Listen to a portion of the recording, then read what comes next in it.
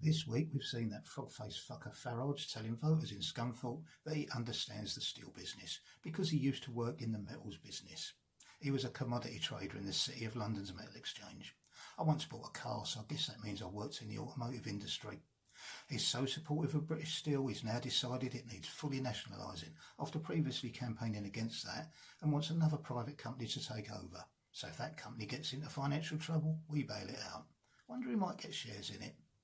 Richard Tice is another Reform Party Ltd bandwagon jumper calling for nationalisation. Shame he wasn't so interested in British Steel's success when he bought land they were located on and wanted to increase their rent.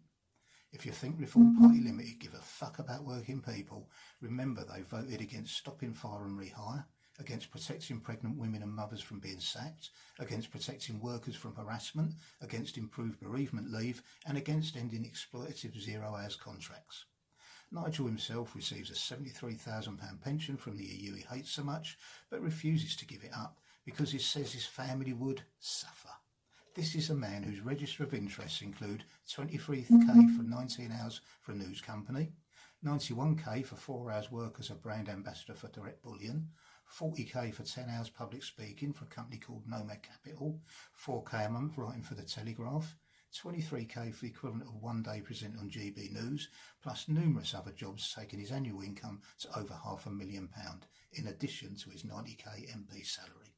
His net worth is 4 million, Richard Tice's net worth is 40 million, and another senior Reform member, Rupert Lowe, who was a Reform MP till they fell out, has a net worth of 30 million. Do you really think they've got your best interests at heart? And did you see the results of the inquiry into the Farage riots? There was no two-tier policing, although he's now saying there was a perception of it. Yeah, you manipulative, grifting bastard, a perception you created.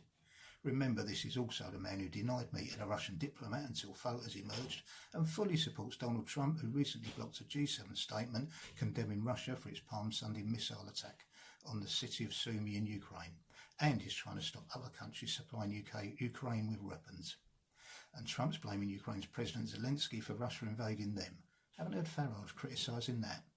If you want to see what a Reform Party Ltd government would be like, just look across at the US. That frog-faced fucker's already calling for Doge-like reforms here, dressed up as cost savings, but in reality stripping power from the government and handed it to wealthy, powerful individuals. Fancy paying for your healthcare with a privatised NHS? Fancy seeing people, including children, snatched off the streets for no legal reason? Fancy deportations to a foreign country with no proof of guilt, even for citizens? Fancy shutting down the free speech? Fancy cuts to education because they teach the truth and not what the government wants taught? Fancy seeing media closed down for not agreeing with the government? Nigel's your man. Remember that when it comes to voting for him, nationally or locally. And remember, the only time Farage ran a council was when he represented UKIP in Thanet. It went bankrupt and was investigated for fraud and corruption. And talking of that, I haven't even touched on the calibre of their candidates, ranging from blatant racists to outright criminals. If these are the sort of people you think voting for because you think they represent something better, you're as gullible as they want you to be. If you enjoyed this video, a like or share would be appreciated. Want to see more? Why not subscribe? Comments welcome.